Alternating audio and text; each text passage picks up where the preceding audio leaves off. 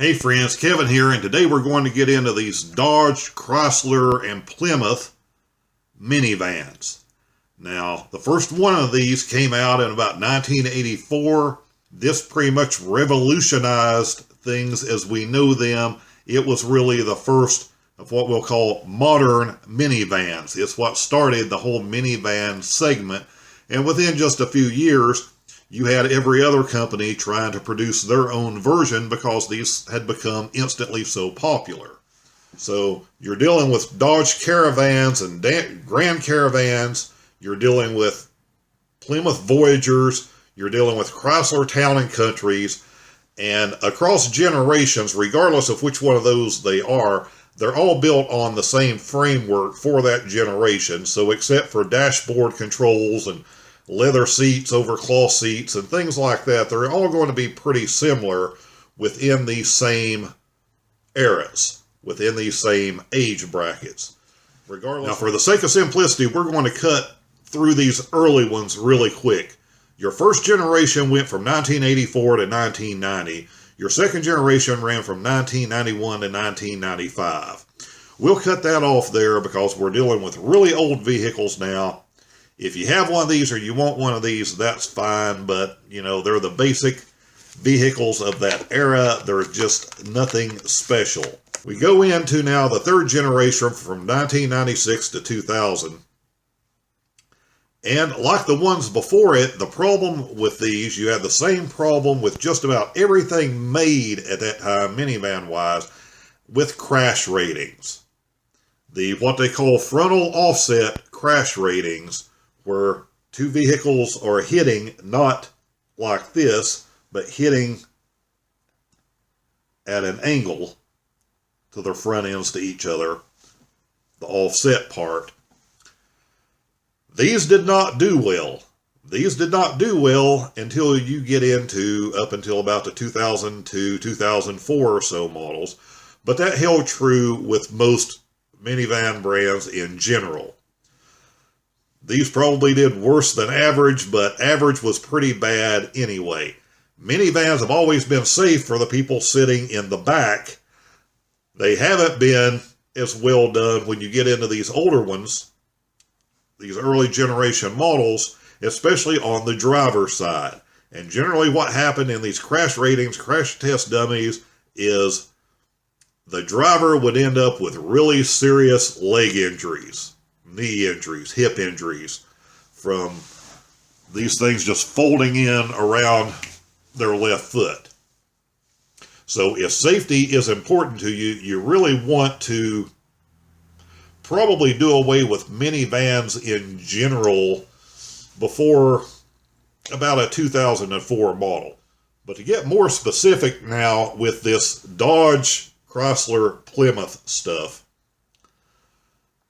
you're going to have in this third generation and the fourth generation, which ran from 2001 to 2007. Again, these are all similar. Chrysler, unlike most vans, has so many engine options, it is impossible for me to go over the different ones.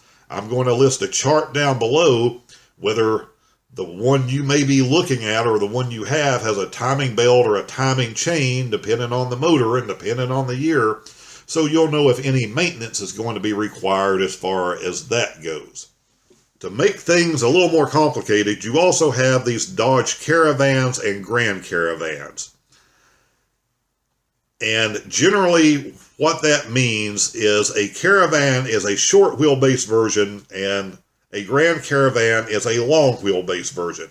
You've heard me talk about this in some other videos, so instead of me going over this again, it's just going to be this simple. A Grand Caravan is going to be bigger than a Caravan, lengthwise. It's going to be longer. You're going to have 18 inches or so, probably extra interior space at the back with a Grand Caravan compared to a Caravan. Or if you move up the chain with the Chrysler Town & Countries, were generally long wheelbase models because they were made to be a little more uppity, a little more expensive. So the decision is going to be, is that extra space important to you? And to me, it is. If I'm going to do one of these, and I'm going to specifically go looking for one to buy one to get into van life at this point, I want the most space that I can have, because it's not going to affect your gas mileage or anything, but it's going to make a huge difference in what you can store with having that extra 18 inches running all the way across the back of that vehicle. And in the middle of this fourth generation, 2001 to 2007, was the first version, starting in 2004, of their stow-and-go seats, where the seats would somehow, some of the seats would fold down and fold into the floor. That became perfected when you got to the next generation, starting in 2008, and running on that platform up to what they have now. A lot of people want the stow-and-go seating because they don't want to deal with removing the seats from their van, because van seats are heavy. A single seat is probably 40 or 45 pounds. You get into the double seats, you can get up to 70, 75 pounds. It is a little bit hard to do, and they're trying to unlock the little things on the tracks, and they're just finger smashers. I don't deal with that for the most part. When I buy a minivan, I take the seats out, put them in storage, and you know, it is what it is. I have my van stuff in there, and if I have to dismantle my van stuff real quick just to haul something else, I can do it in just a few minutes, but I'm not putting the seats in and out constantly. I understand some of you are in that situation. It may be your only vehicle. You may be doing this on weekends. You may have, you know, be doing other stuff through the week. You may be having to run other family members around where you have to have that extra seating. If that's the case, that makes these Dodge Chrysler minivans much more appealing because of that stow-and-go seating option. For people who get serious about their vans and minivan builds, they generally end up taking the seats out anyway, and they like the fact that now they have these cavities under the floor that provide a little more storage. Is the stow-and-go seating option enough to make you buy a Dodge or a Chrysler minivan over one of the other brands? That's a personal decision. As far as how well they hold up, again, there's going to be a lot of variables in that because of all the different engine and transmission combinations that were used over the years, even within the same model year. Most companies, they make one or two versions. Chrysler has chosen to drop up to 8 different versions of engine transmission combinations into the same model year of these things before. So it's just insanely complicated. If I was doing it, I would prefer to buy a 6-cylinder version over a 4-cylinder version. That's just me. I will give up the gas mileage because I just feel like the V6s, with American-made stuff, I feel like the V6s are a little more dependable than American-made 4-cylinders. Almost without question, year after year, these have been the best-selling minivans in the United States. In the early days, they had a large jump on the market. That helped them out. And in the later times, that stow-and-go seating really helped them out and pushed a lot of consumers that way. The good thing about that, and you've heard me also mention this in other videos, common vehicles are good because it makes it easier to get parts for. Makes it easier to find parts for if you're having to deal with a parts yard or something, you know, body work, something like that happens that you need to replace. Because they're going to be everywhere. Parts yards are going to be full of these because so many of them were made.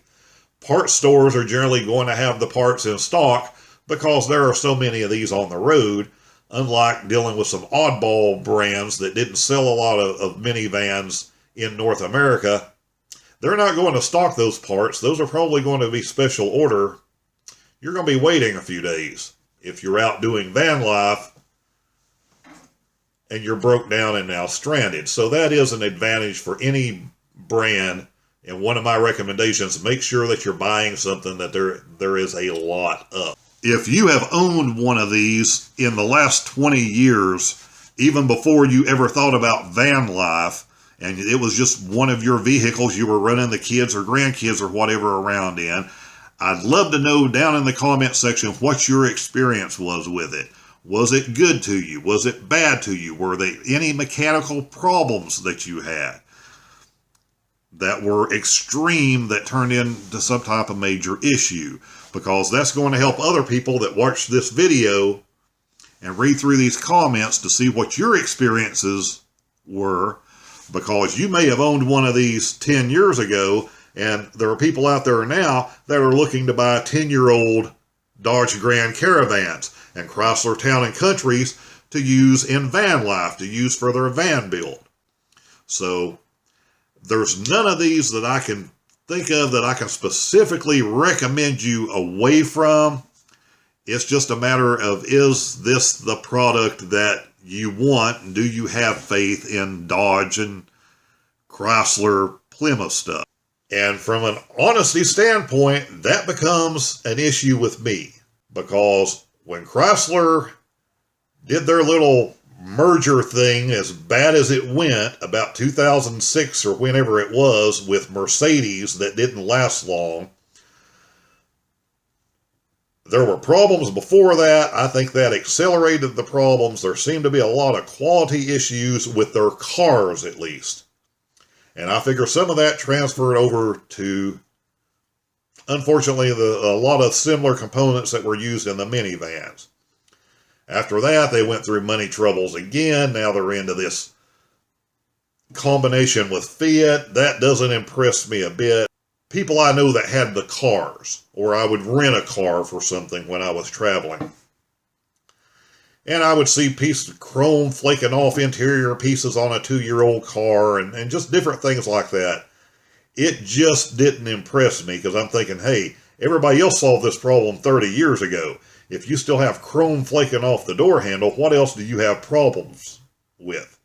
What other, motor transmission, more serious problems are you not addressing? So I'm not a huge fan of them for this reason. Does that mean I wouldn't buy one? And here's an honest answer. It would not be my first choice.